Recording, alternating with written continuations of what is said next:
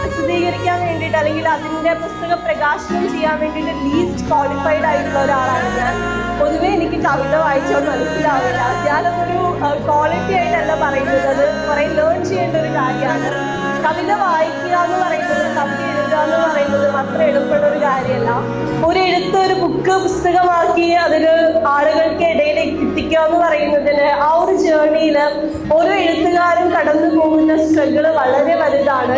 കുറെ ഉറക്കമില്ലാത്ത ദിവസം ഉണ്ടാവും, കുറെ കമ്മ്യൂണിക്കേഷൻസ് ഉണ്ടാവും, കുറെ റിജക്ഷൻസ് ഉണ്ടാവും. പക്ഷെ എനിക്ക് തോന്നുന്നു അനുരാധയുടെ ബുക്ക് ചെയ്തേക്കുന്ന കറണ്ട് ബുക്സ് ആണ്. അപ്പം കേരളത്തിലെ വൺ ഓഫ് ദി ബെസ്റ്റ് പബ്ലിക്കേഷനിൽ തന്നെ ഫസ്റ്റ് ബുക്ക് വരിക എന്ന് പറയുന്നത് ഏതൊരു ഓതറിനും സ്വപ്നം കാണാൻ പറ്റുന്ന ഒരു നേട്ടമാണ്. അതിനാദ്യം തന്നെ വലിയൊരു കൺഗ്രാറ്റ്സ്.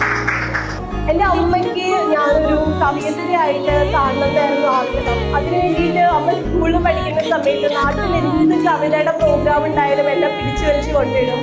അപ്പം എനിക്കാണെങ്കിൽ കവിത എഴുതാൻ അറിയില്ല. കാരണം കവിത എന്ന് പറയുന്നത് വലിയ ആശയങ്ങളെ ചുരുക്കി പെരുക്കി കുഞ്ഞു കുഞ്ഞു വരികളായിട്ട് കൂട്ടിച്ചേർത്ത് വെക്കണം. അത് അത്ര എളുപ്പമുള്ള കാര്യമല്ല. മലയാളത്തിൽ നല്ല നോളജ് വേണം, നല്ല വൊക്കാബുലറി വേണം, ഒരു അർത്ഥത്തിന് ഒരു വാക്കിന് കുറെ ഡിഫറെൻ്റ് ആയിട്ടുള്ള മീനിങ് കണ്ടുപിടിക്കാൻ പറ്റണം. അപ്പം എന്നെ സംബന്ധിച്ചിട്ട് എനിക്ക് കവിത എഴുതുക എന്ന് പറയുന്നത് ഒട്ടും വരാത്തൊരു കാര്യമായിരുന്നു.